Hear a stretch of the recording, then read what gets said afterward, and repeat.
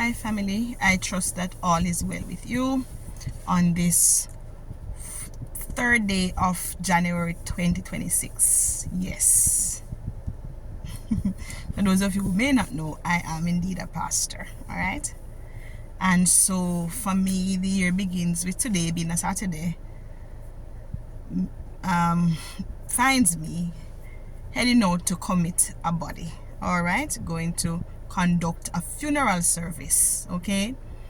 Now, having to conduct a funeral service so early in the year is a humbling feeling for me. Alright? But a good feeling which reminds me that we are just us.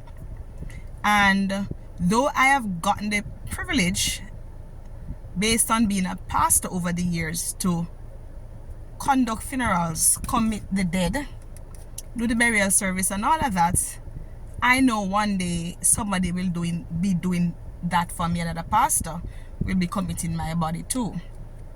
And so I embrace the reality of the experience that whether we are saved or unsaved, even in our death, God uses our funeral services as an eye-opener and another opportunity for the Christians to strengthen their faith, look in their lives and see how they're living, and tighten those loose areas in their lives, fill those holes in their lives and work towards being more righteous as a kingdom citizen.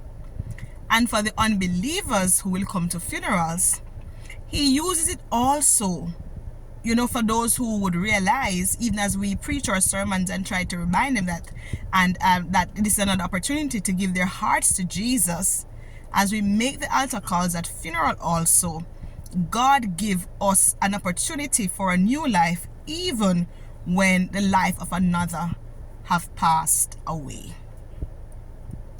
So yes, starting the year committing a body, conducting a funeral service is very humbling for me, but also serves as a potent reminder that we should, serve the Lord. The beginning of wisdom is the fear of the Lord. And the fear of the Lord is intimacy with God, worship of God, respect of God. It is coming into a covenant agreement with God, saying, God, I want you to be Lord and Savior of my life as I worship you and serve in your kingdom here on earth. The Bible says the kingdom is already here, but it's yet to come as well. Here, as in the Lord, the kingdom lives inside of us and operates through us. But yet there's coming a day when this old earth will pass away and the physicality of that kingdom will be here. All right? So as we go through this year, just remember, it's appointed unto man once to die, but after death comes the judgment. Just remember also that naked we came and naked we will go. So we should trust in the Lord. The writer asks, if a man dies, shall he live again? And the answer is a resounding yes, yes, yes. When we die, we shall live again. We will have to stand and give an account for our life on Judgment Day as we speak to God, as He pull out the receipts of our lives. And so today, my conversation with you is not to scare you or to bring fear upon you, but to bring an awareness that between birth and death, there is what we call the in-between, right? When we're born, newborn babies, we don't really know anything much. No. Our comprehension skills and understanding knowledge has not yet developed.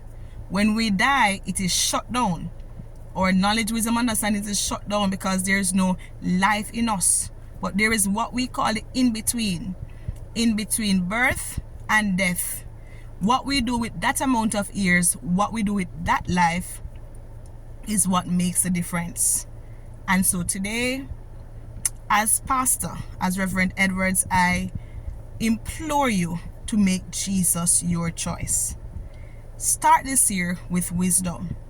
And wisdom is simply to fear the Lord. And what does it mean to fear the Lord? Because you might say, Pastor, but we don't operate in a spirit of fear.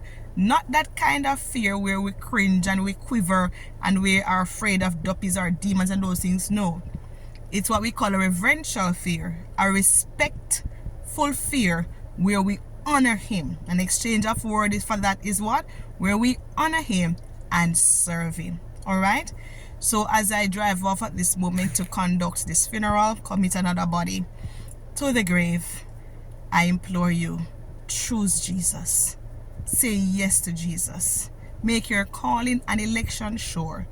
And if you have already said yes to Jesus, ensure that you trim your lamp and there's oil in your lamp.